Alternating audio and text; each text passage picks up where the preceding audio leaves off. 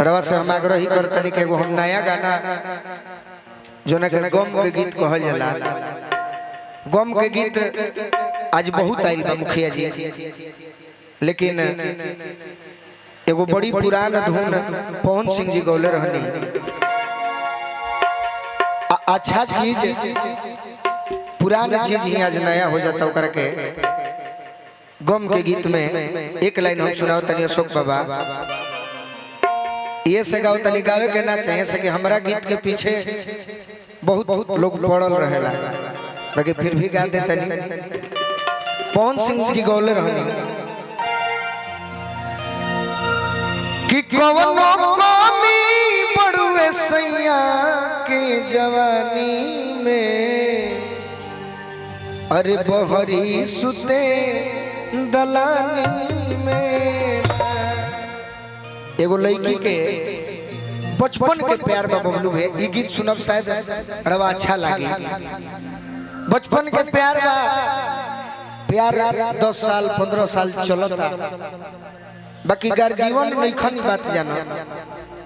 अगर जीवन मने मने हो लड़की के अच्छा घर में देख के शादी ठीक कर देते रहे।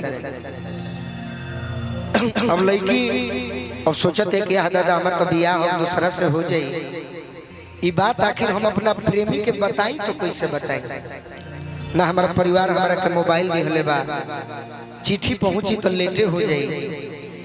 तो सुबह के बेला में छत पर जाती एगो कागा के देख के ये बात कागा से ही कहती है। कैसे कि रतिया पतिया कागा सुनवी एगो कान से। रात के बेरा में बात सुन ले बिया तो कसहु मजबूरी में कागा से कहती है, चाहती है कि बात हमारा वो प्रेमी लगे पहुंच जाए। कि रतिया पतिया कागा सुनवी एगो कान से, कह दी हजान से बरवा खोजो डालो घरवा के ध्यान से, कह दी हजान से रतिया पतिया कागा सुनवी एगो कान से, कह दी हजान से बरवा खोजो डालो घरवा के ध्यान से, कह दी हजान। और लड़की कहतिया अजीत भैया वो दिन तू का जने सूत गई रहो, बाकी हमारा बिट्टू भाई ये गाना रिकॉर्डिंग कैले रहो। दुनिया पूछेला कि तू केकर फैन हो हमरा से, हम अपने आप के फैन हो। हाँ कुछ गीत ऐसा बारी से जैसे गायत्री ठाकुर, गोपाल राय, मदन राय, विष्णु ओझा जी, फागू बाबा, महेंद्र मिश्र, हनुमान पाठक के सुन के प्रयास करिला। ऐसे कि वो लोग तब आई ना तो प्रयास करके बड़े भाई हमारा राजीव भाई हमारे के पुरस्कार दिले बनी। ऐसे हम बार बार गीत गाइला आ गाई। हमारा व्यूअर के टेंशन ना रहे कि हमारे 10 लाख पहुंचल कि ना, हमारा व्यूअर नहीं के बढ़ा, हमारा श्रोता बढ़ा। बरवा खोजो डालो घरवा के ध्यान से, कह दी हजान से रतिया बतिया कागा सुनवी एगो कान से, कह दी हजान। और का लड़की कहतिया हम सोची कैसे बोली मुहवा से खोली,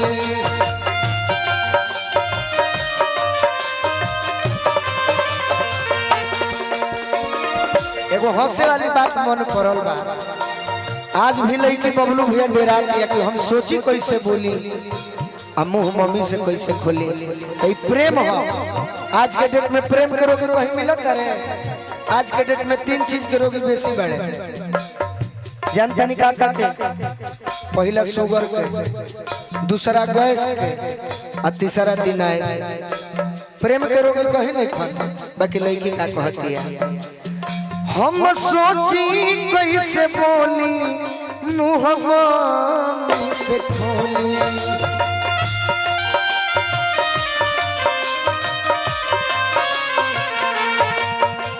ज्योति जान जई है पापा मार दी है मोह गोली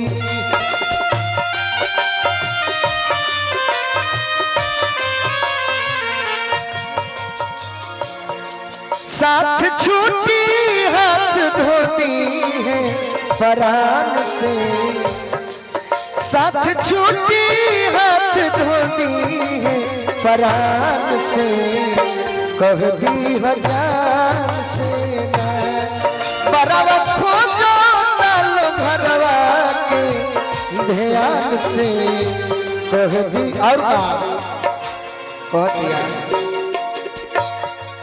कोई है तना जोनी डरस मरद हुए कुछ करस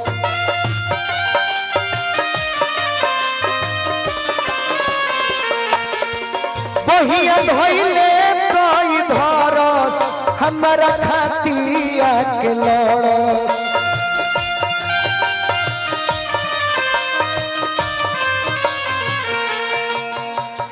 कही है इतना जनी डरस अरे मरद होवे कुछ करस बहिया धइले तो ई धरस हमरा खातिया के लड़स अगर प्यार कइले हुई है तो